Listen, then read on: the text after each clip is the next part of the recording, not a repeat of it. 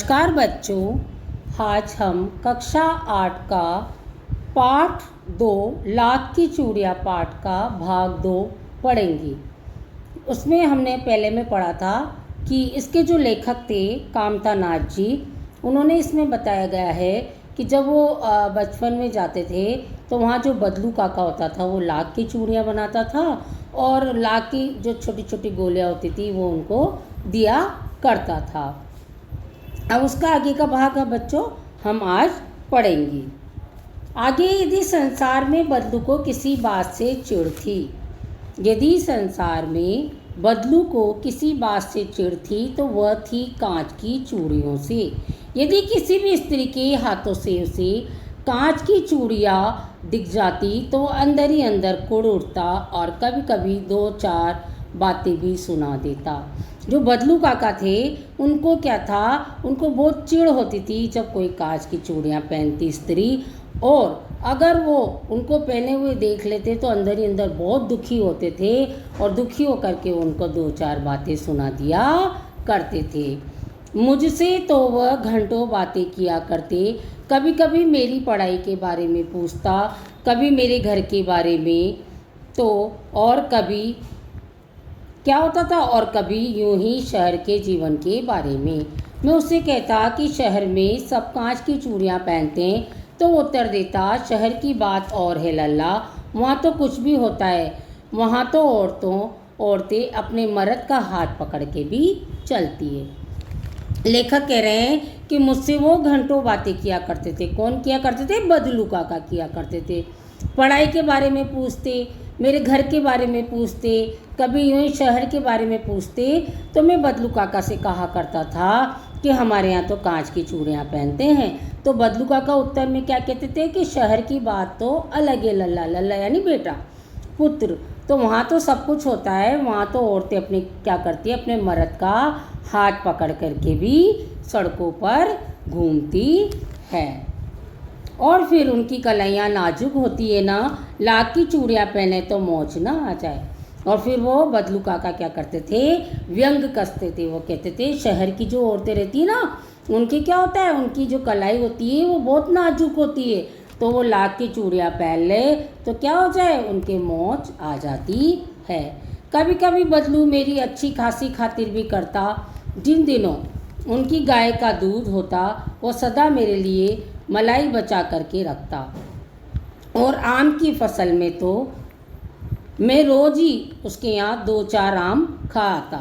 परंतु इन सब बातों के अतिरिक्त जिस कारण वो मुझे अच्छा लगता था वो ये था कि लगभग रोज ही वो मेरे लिए 1-2 गोलियाँ बनाता था।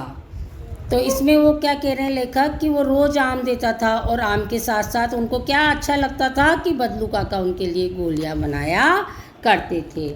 मैं बहुधा हर गर्मी की छुट्टी में अपने मामा के यहाँ चला जाता और 1-8 महीने वहाँ रुककर स्कूल खुलने के समय वापस आ जाता। लेखक क्या करते थे, लेखक करते थे कि वहाँ पर गर्मी की छुट्टियों में जाते थे अपने मामा के घर, और मामा के यहाँ जा कर के 1-8 महीना यानी 15 दिन 1 महीने वहाँ रुक जाते थे, और स्कूल खुलने के समय वहाँ से वापस आ जाते। 2-3 बार ही मैं अपने मामा के यहाँ गया, लेखक 2-3 बार ही गए होंगे। मेरे पिता की एक दूर शहर में बदली हो गई। बदली होने का मतलब ट्रांसफ़र हो गया, स्थानांतरण हो गया। एक लंबी अवधि तक मैंने अपने मामा के गांव न जा सका। बहुत समय तक लेखक अपने मामा के गांव नहीं जा सकी। तब लगभग 8-10 वर्षों के बाद जब मैं वहाँ गया तो इतना बड़ा हो चुका था कि लाख की गोलियों में मेरी रुचि नहीं रही थी। अब क्या हुआ, लेखक बहुत बड़े हो गए। अब जब लेखक बड़े हो गए तो उनकी रुचि नहीं थी लाख की गोलियों में। गांव में होते हुए भी वो कई दिनों तक मुझे बदलू का ध्यान ही नहीं आया। वो गांव में तो रहे लेकिन वो बदलू काका को भूल चुके थे, अतः गांव में होते हुए भी उनको ध्यान नहीं आया। इस बीच मैंने देखा कि गांव में लगभग सभी स्त्रियां कांच की चूड़ियां पहने हैं। विरले ही हाथों में मैंने लाख की चूड़ियां देखी, यानी कोई हाथों में, विरले हाथों यानी कोई हाथों में उन्होंने लाख की चूड़ियां देखी। तब एक दिन सहसा मुझे बदलू का ध्यान आया। बात ये हुई कि बरसात में मेरे मामा की छोटी लड़की आंगन में फिसलकर गिर पड़ी। और उसके हाथ की कांच की चूड़ियाँ टूटकर उसकी कलाई में घुस गई। उससे खून बहने लगा। मेरे मामा उस समय घर पर नहीं थे। मुझे भी उसकी मर्रम पट्टी करनी पड़ी। तभी सहसा मुझे बदलू का ध्यान आ गया। लेखक को कैसे ध्यान आया कि लेखक के जो मामा की लड़की थी ना बच्चों, तो उसके क्या हुआ, वो खेल रही थी, खेलते खेलते फिसल गई तो जो कांच की चूड़ियाँ पहनी थी वो हाथ में घुस गई। हाथ में घुस गई तो मामा वहाँ नहीं थे।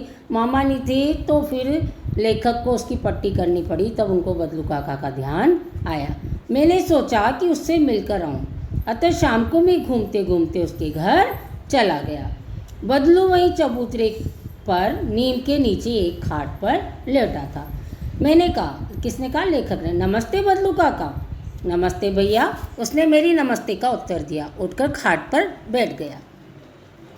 परंतु उसने मुझे पहचाना नहीं। देर तक मेरी ओर निहारता रहा। निहारता यानी देखता रहा एकटक। मैं हूँ जनार्दन काका, आपके पास से गोलियां बनवा कर ले जाता था। मैंने अपना परिचय दिया। बदलू फिर भी चुप रहा, मानो वो अपनी स्मृति पटल पर अतीत के चित्र उतार रहा हो। कई बार होता है ना बच्चों, अपन किसी को भूल जाते तो याद करने की कोशिश करते हैं, तो ऐसे ही बदलू काका याद करने की कोशिश कर रहे थे। तो वो एकदम बोल पड़ा, आओ आओ लल्ला बैठो, बहुत दिन बाद गाँव आए। उन्होंने पहचान लिया और उनको कहा कि आओ आओ बेटा बैठो। हाँ, इधर आना नहीं हो सका काका, मैंने चारपाई पर बैठते हुए उत्तर दिया। कुछ देर फिर शांति रही। मैंने इधर उधर की दृष्टि दौड़ाई, न तो मुझे उसकी मच्छियाँ भी नजर आई, न ही भट्टी। वो जो लाख की चूड़ियों का काम किया करता था, तो उनको न तो वहाँ पर वो बैठने की चौकी नजर आई और न भट्टी नजर आई। आजकल काम नहीं करते काका? मैंने पूछा। नहीं लल्ला, काम तो कई साल से बंद है। मेरी बनाई हुई चूड़ियाँ कोई पूछे तब तो गांव गांव में कांच का प्रचार हो गया है। वो कुछ देर चुप रहा, फिर बोला, मशीन युग है ना ये लल्ला, आजकल सब काम मशीन से होता है। खेत भी मशीन से जोते जाते हैं, और फिर तो जो सुंदरता कांच की चूड़ियों में होती है वो लाख की चूड़ियों में कहाँ संभव है।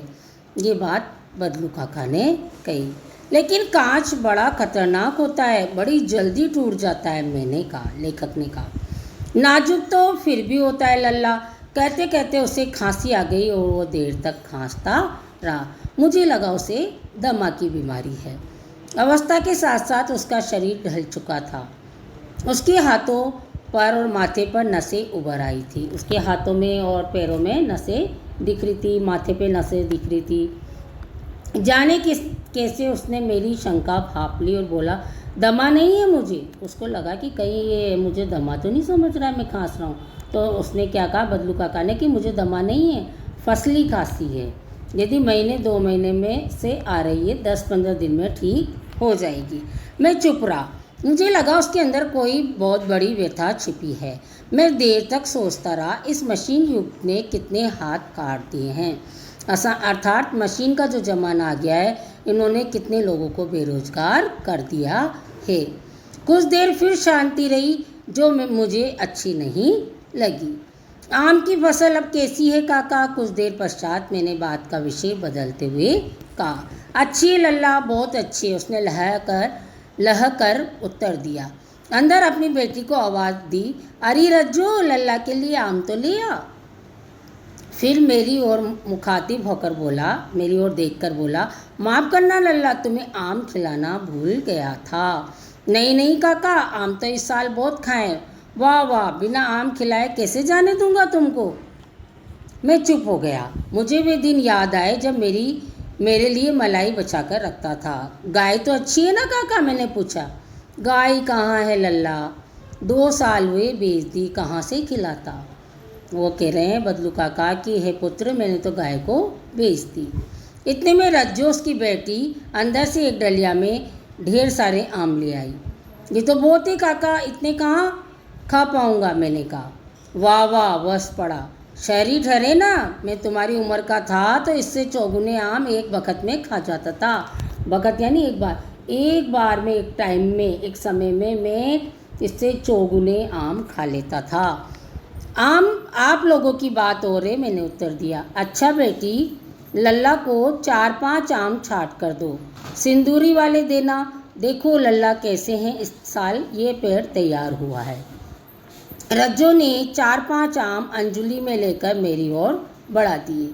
ऐसे लिया हाथ में और आगे बढ़ा दिए, दोनों हाथों को मिला के अंजुली में लेकर। तो मेरी निगाह एक क्षण के लिए उसके हाथों पर ठिठक गई। गोरी गोरी कलाइयों पे लाख की चूड़ियाँ बहुत ही फब रही थी, यानी बहुत ही सुंदर लग रही थी। बदलू ने मेरी दृष्टि देख ली और बोला, मेरी नज़र को देखा कि ये मेरी बेटी की चूड़ियों को देख रहा है। ये आखिरी जोड़ा बनाया था जमींदार की बेटी के विवाह पर। 10 आने पैसे मुझको दे रहे थे, मैंने जोड़ा नहीं दिया, कहा शहर से ले आओ। मैंने आम ले लिए और खाकर थोड़ी देर पश्चात चलाया। मुझे प्रसन्नता हुई कि बद्दू ने हार कर भी हार नहीं मानी थी, यानी वो हार गया था ना, मशीनी युग था, कांच की चूड़ियाँ चल गई थी, लेकिन फिर भी उन्होंने हार नहीं मानी। कैसे नहीं मानी? कि उन्होंने जमींदार को सस्ते में नहीं दी। उसका व्यक्तित्व कांच की चूड़ियों जैसा नहीं था जो आसानी से टूट जाए। जैसे कांच की चूड़ियाँ आसानी से टूट जाती ना, ऐसा बदलू काका का व्यक्तित्व नहीं था। ठीक है बच्चों, आज हम यहाँ तक ही पढ़ेंगे। हमारा पाठ समाप्त हुआ। धन्यवाद।